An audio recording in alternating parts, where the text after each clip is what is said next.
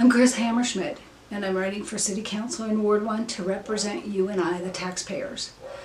Things have changed in Broomfield in the past few years, and I have been trying to educate myself. I've been following the city and county budget. I've attended and listened to many city council meetings.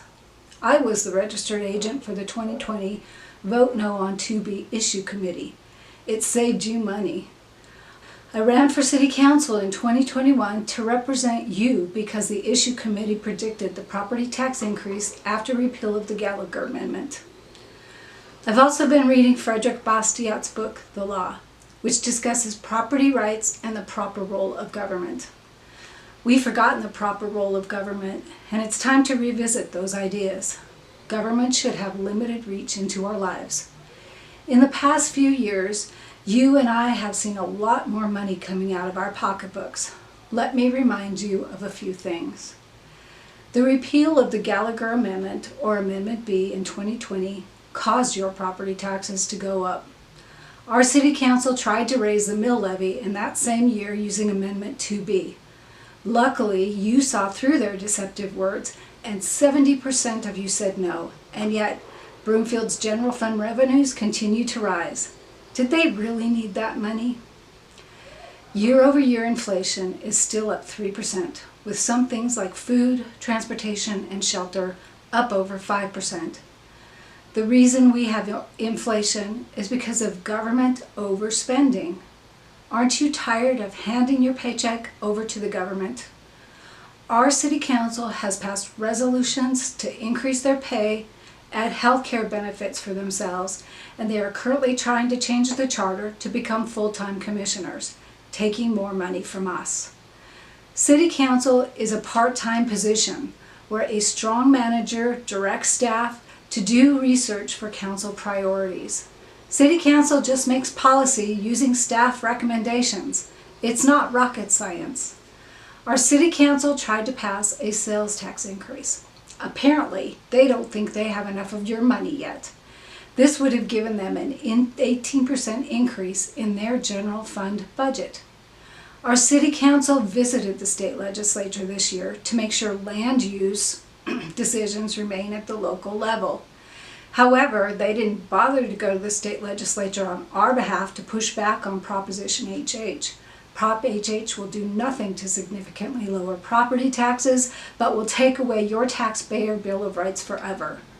Our City Council also didn't push back on any of the intervening bills that would have alleviated some of the property tax increase.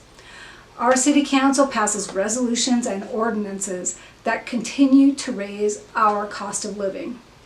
The City Council members up for re-election promised affordability, and yet everything they do works against affordability. They say how much they care about the homeless and single-parent households, and yet they implement policies that are forcing people out of their homes. Our council members have said, it's only an increase of $50, or it's only $5 to $7 more per month. When you are living on the edge, every dollar you are forced to give someone else is costly. Here's a picture of a $50 bag of groceries. Doesn't buy much anymore, does it? Here's the price of a few other needed items. Do you think the homeless population are the ones that were pushed over the edge by policy? How about property taxes?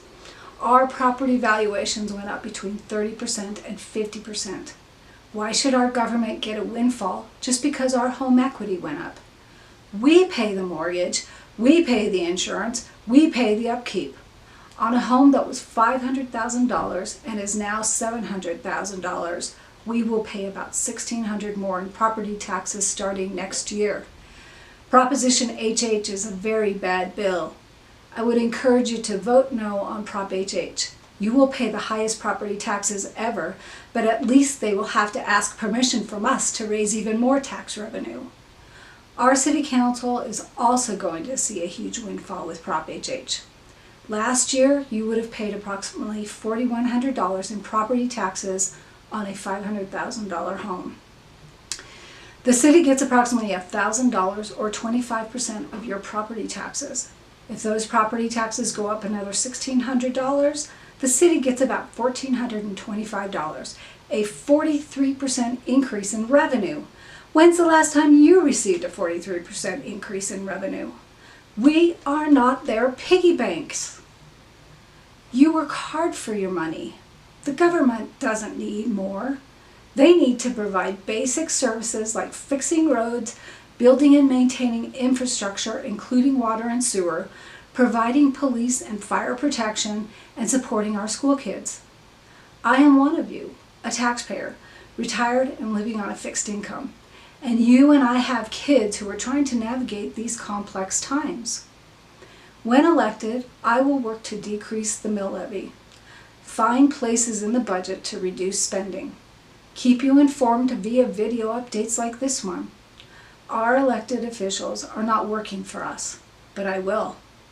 I hope you will visit my campaign website to learn more about me and to donate anything from $5 to $20 or more so I can get the word out.